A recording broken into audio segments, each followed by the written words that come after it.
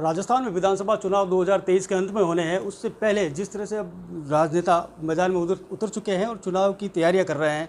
अभी हमारे साथ हैं आरएलपी के जो संयोजक हैं हनुमान बेनीवाल जी, इनसे बात करेंगे जो राजस्थान में जो चुनाव हो रहा है, कितनी सीटों पर चुनाव लड़ा जाएगा और क्या देख रहे हैं सर, किससे मुकाबला होगा? देखिए, राष्ट्रीय लोकतांत्रिक पार्टी राजस्थान के किसानों और जवानों की पहली पार्टी जो जिसका रिमोट कंट्रोल राजस्थान के किसान और जवान के हाथ के अंदर है। पिछली बार पार्टी बना के 18 के अंदर हमने 57 सीटों में उम्मीदवार लड़ाए, 9 लाख से ज़्यादा वोट लिए। और लोकसभा जब चुनाव हुए उस समय हम लोगों ने गठबंधन एनडीए के अंदर किया और एक सीट से मैं खुद एमपी बना। उसके बाद जितने भी बाई इलेक्शन हुए राजस्थान के अंदर, जहाँ मेरी खुद की जब सीट खाली हुई क्यों उतर की वहाँ आरएलपी चुनाव जीती, और दूसरी 4-5 जगह जब बाई इलेक्शन हुए उन सब में राष्ट्रीय लोकतांत्रिक पार्टी ने बल्लभनगर में सेकंड स्थान प्राप्त किया, सुजानगढ़ में अच्छी स्थिति थी, साड़ा के अंदर तमाम जगहों पे। और फिर पंचायत चुनाव और पालिका चुनाव के अंदर 5 प्रधान हमारे बने, जिला परिषद के 1 दर्जन से ज़्यादा मेंबर राजस्थान के अंदर बने हमारे। नई पार्टी थी, लेकिन गांव-गांव ढाणी-ढाणी एक विश्वास जो राजस्थान की जनता का है वो राष्ट्रीय लोकतांत्रिक पार्टी में विश्वास व्यक्त करती है।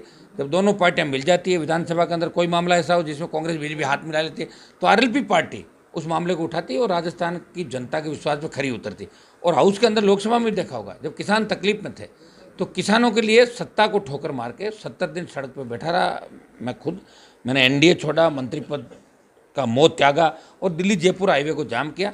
और उसके बाद तमाम, चाहे वो इसका आपका अग्निपथ का आंदोलन हो, दूसरे राजस्थान में कानून व्यवस्था से जुड़े इश्यू हो, जो राजस्थान आज की कानून व्यवस्था वेंटिलेटर पर चलेगी, उसको लेके वो लड़ता हुआ कोई नजर आ रहा है। तो आरएलपी का कार्यकर्ता, आरएलपी के विधायक और आरएलपी के सांसद राजस्थान को बचाने के लिए हर मुद्दे पे, चाहे माफिया हो उसके खिलाफ लड़ता हुआ, चाहे मंत्री हो उसके खिलाफ लड़ता हो, चाहे नेता हो, चाहे दादा हो, चाहे गुंडा हो, बदमाश हो, गरीब को न्याय दिलाने का अगर कोई खड़ी है तो राष्ट्रीय लोकतांत्रिक पार्टी खड़ी है, जिसका 36 कौम विश्वास आरएलपी के व्यक्त करती है। अब की बार हम 150 से ज़्यादा सीटों में राजस्थान के अंदर चुनाव लड़ेंगे। गठबंधन के विकल्प भी हमारे खुले हैं, क्योंकि हम उन तमाम लोगों से बात करेंगे जो कांग्रेस बीजेपी को हराने के लिए हमेशा जिनकी विचारधारा रही कांग्रेस बीजेपी के खिलाफ, या जो हमारे साथ आना चाहेंगे, हम उनको साथ लेकर चलेंगे राजस्थान का।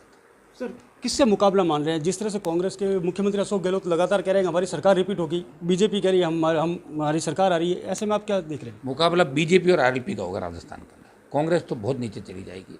शायद 21 का जो कांग्रेस का रिकॉर्ड है राजस्थान में, सबसे कम सीटें गहलोत साहब 21 लेके आए थे। 2000 आपके इसके अंदर 13 के अंदर 21 सीट आई थी। और उस समय मैंने देखा था वो 21 आदमी क्या करते थे। उस समय मैं ही वसुंधरा लड़ता था असेंबली के अंदर अकेला। वो तो बीजेपी से हाथ मिला के अपना अखबार में फोटो कैसे छपे, उसके लिए हमेशा लालायित रहते थे कांग्रेस के नेता। अब की बार 21 का रिकॉर्ड टूटेगा और 21 से संख्या कम होगी और आरएलपी बढ़ेगी, क्योंकि पिछली बार भी हमने करीब 1 दर्जन क्षेत्रों में अच्छे वोट लिए, 3 विधायक हमारे जीते। हमारे पास संसाधन नहीं थे, अभी संसाधनों की कमी है, लेकिन राजस्थान का जवान हमारी ताकत है, किसान का आशीर्वाद है। और 36 कौम इस बार नया विकल्प राजस्थान में देखना चाहती है। ये राजस्थान उन राज्यों में शुमार है जहाँ तीसरी ताकतें खड़ी नहीं हुई। अब के राजस्थान का जवान किसान मिलके इस राजस्थान का नया राजनीतिक परिदृश्य देखना चाहते हैं। निश्चित रूप से राष्ट्रीय लोकतांत्रिक पार्टी बहुत मजबूत स्थिति में 23 का जो चुनाव है, हमारा एजेंडे वही होंगे: टोल मुक्त राजस्थान, फ्री बिजली, मजबूत लोकायुक्त, बेरोजगारी भत्ता जो हमने याद दिलाया पहले, फ्री बिजली और कानून का राज राजस्थान के अंदर, इनको लेके हम वापस चुनाव के अंदर। उससे पहले अग्निपथ को, जो जोधपुर के अंदर हम रैली करी, अग्निपथ को वापस ले दिल्ली की सरकार।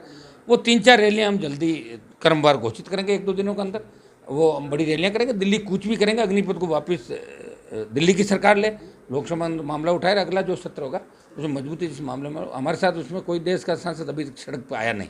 अग्निपथ को अकेले आरएलपी पार्टी देश में नौजवानों की लड़ाई लड़ रही है, चूँकि हम ये नौजवानों की पार्टी है, किसान की पार्टी है। हमने पहले ही कहा था कि जब भी जवान किसान को आवश्यकता पड़ेगी, राष्ट्रीय लोकतांत्रिक पार्टी उनके हितों के लिए हमेशा सत्ता छोड़ के उनके साथ खड़ी मिलेगी और हम वचनबद्ध इस मामले में।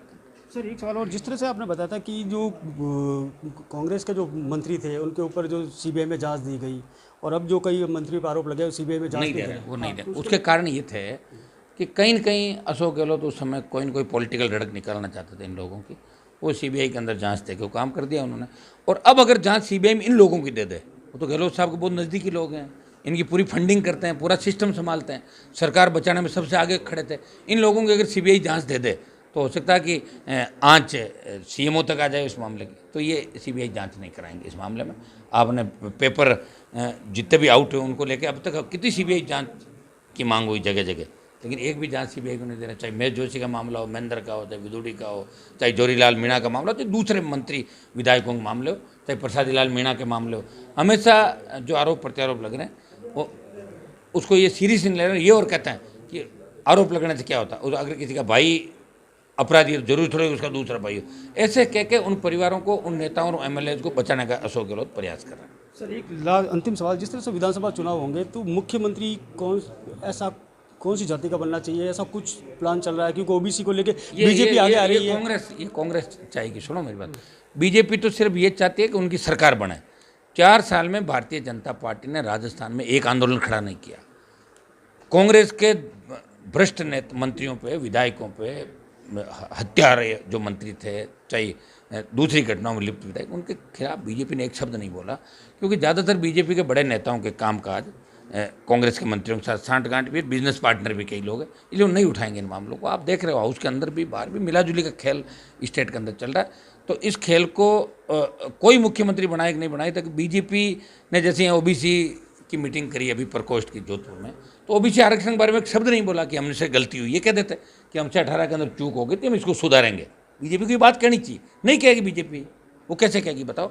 उनको तो लोगों की आंखों पे पट्टी बांध के ओबीसी के लोगों से, SC ST के लोगों को उल्लू बना के उनसे वोट लेना है। ये भारतीय जनता पार्टी इतना ही चाहिए हम सरकार में कैसे हैं, और फिर धर्म के नाम से वोट लें। इनको कोई न तो विकास से मतलब, न कोई दूसरे मामलों से मतलब, सत्ता की प्राप्ति कैसे हो इसी काम में लगे हैं। 13-14 मुख्यमंत्री के दावेदार हैं।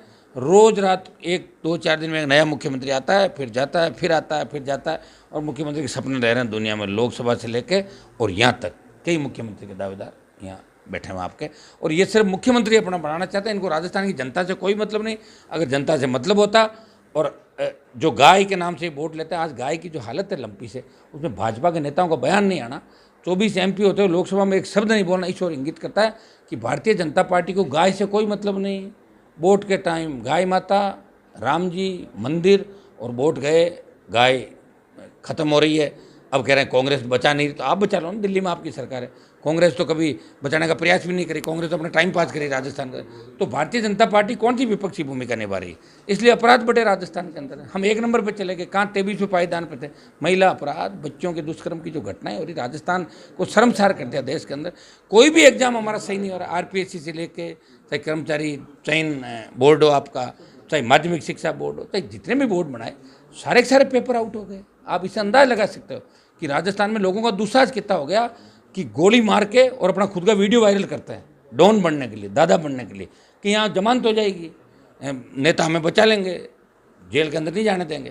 तो ये हालात राजस्थान के अंदर बन रहे हैं। जिस तरह गहलोत समर्थक विधायक अपने अपने इलाके के CM बने हुए हैं, लूट खसोट कर रहे हैं, और पायलट समर्थक जो विधायक हैं वो दूसरे काम में लगे हैं, तो आप अंदाज लगा सकते हो कि उनको कोई राजस्थान से मतलब नहीं, खुद जीत के कैसे आए, कैसे सत्ता प्राप्त करें, इसी काम में सारी कांग्रेस पार्टी लगी हुई। सर एक और सवाल, जिस तरह से कांग्रेस के एक मंत्री ने कहा था कि अशोक गहलोत जिंदाबाद और राहुल गांधी जिंदाबाद के अलावा कोई दूसरा नारा नहीं लगेगा, इसको आप किस तरह से देख रहे हैं?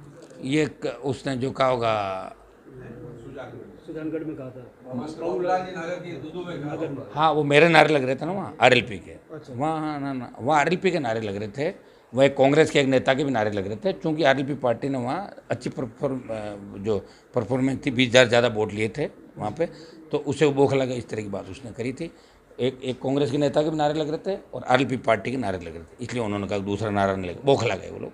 कोई उनके कहने से कोई नारे रुकेंगे नहीं, और ये सब बौखलाहट है, हड़बड़ाहट है, और 23 के अंदर इन सब की हड़बड़ाहट और बौखलाहट खत्म करा देगी राष्ट्रीय लोकतांत्रिक पार्टी। ABP न्यूज़ से बातचीत करने के लिए बहुत बहुत धन्यवाद। जिस तरह से आने वाले 2023 का चुनाव बहुत ही रोमांचक होने वाला है, क्योंकि सभी राजनेताओं ने कमर कस लिए मैदान में उतर चुके हैं। जोधपुर से करणपुरी, ABP न्यूज़।